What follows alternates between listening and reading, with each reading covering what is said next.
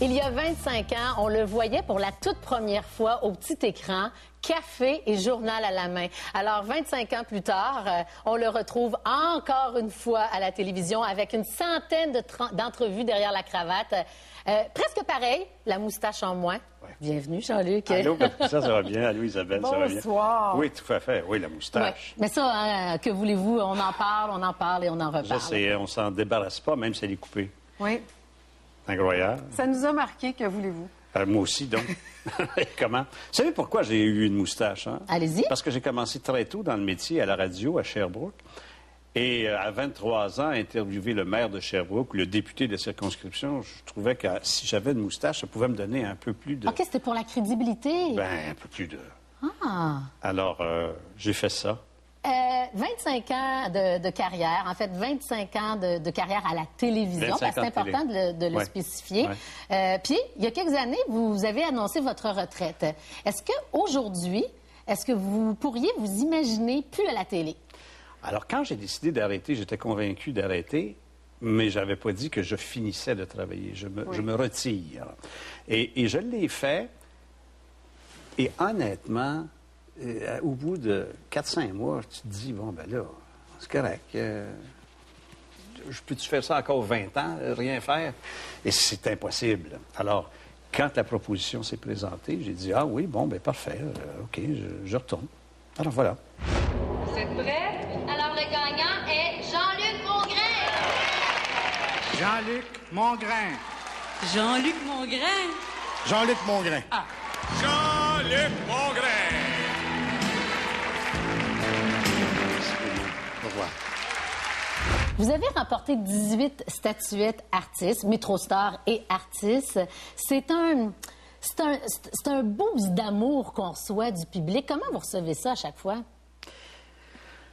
Un boost d'amour, oui, mais c'est pas ce genre d'amour là, mon public même là, c'est pas ça là, c'est pas cette nature-là, non. C'est plutôt moi responsabilisant. C'était quelque chose qui me disait là, Jean-Luc, c'est parce que ils t'ont dit c'est correct, on te regarde faire, puis ce que tu as fait, puis tu dis tout haut ce qu'on pense tout bas, puis M. Mongrain continue, puis dites-leur, puis si j'étais à votre place, moi aussi je ferais pas.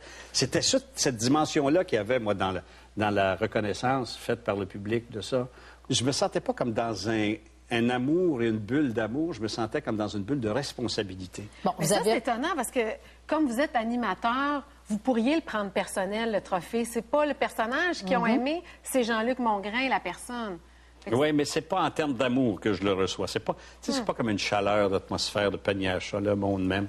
C'est pas tout à fait ça. C'est pas nécessairement ça pour moi. Là. Oui. Pour moi, ça a été Jean-Luc. Ils se mettent à te faire confiance beaucoup. Oui.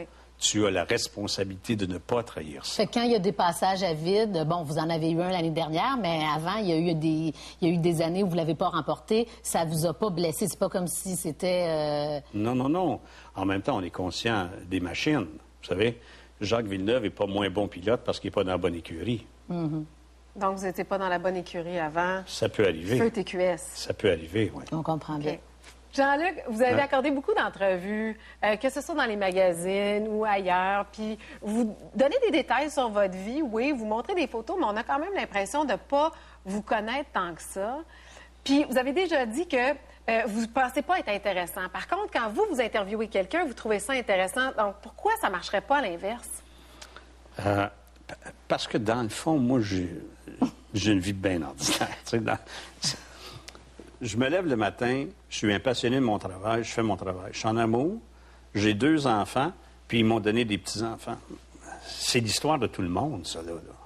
Et dans le fond, je ne vois pas ce que je donnerais de plus par ce que je livrerais de moi-même, alors que je fais, moi, un travail pour essayer d'aider les gens à faire quelque chose. Puis l'autre affaire, à vrai dire, puis je vais vous l'avouer, c'est que trop en dire sur moi, je peux être réfléchissant peut-être à me faire sensibiliser ou être plus fragilisé. Alors, je le fais pas beaucoup. Mais vous pensez pas, parce que là, vous êtes rendu quand même à 60 ans. OK. Je le dis-tu en ondes? Ah oui, oui. Okay. Oui. Vous êtes rendu à 60 ans, vous n'avez plus rien à prouver. De montrer le côté un peu plus sensible, un peu plus vulnérable, pensez pas que les gens voudraient le voir, ça? Je ne sais pas de quel intérêt ça pourrait être, mais je suis sensible. Et il faut le demander aux gens qui me connaissent. Oui. Je suis sensible. Et d'ailleurs, je pense qu'il faut l'être un peu, puis je le transfère peut-être à l'écoute que j'ai des gens et des problèmes qu'ils ont, cette sensibilité-là, sauf peut-être, moi, mes propres blessures, mes propres fragilités ou je sais pas quoi. Parce que moi, j'ai été traumatisée. Oui. par Jean-Luc. Moi, je ne savais pas savez, ça, là. Quand on a eu une discussion sur la mort, Oui. et là, vous m'avez expliqué... Moi, je vous ai traumatisé parce qu'il y a un gars qui est venu me voir puis qui était en crise, puis vous, parce que je vous ai dit que l'image j'avais que pas vous de nous peine pour la mort. laissez. OK. Mais on vous aime quand même, on vous reçoit ce soir. Oui, oui. Voulez-vous que je vous traumatise encore un peu? Oui. On est masochiste. Non, mais c'est vrai. Parlons-en de cette histoire-là. Vous dites que la mort ne vous fait pas de peine. Vous n'avez pas pleuré pour la mort de votre père, pas pleuré pour la mort de votre mère. Vous dites que c'est un geste qui est égoïste. Oui. Pleurer pour la perte de quelqu'un, c'est pleurer sur soi, pour l'absence que nous allons vivre pour le restant de nos jours à nous. Mais la situation et l'état de passage dans lequel ces gens-là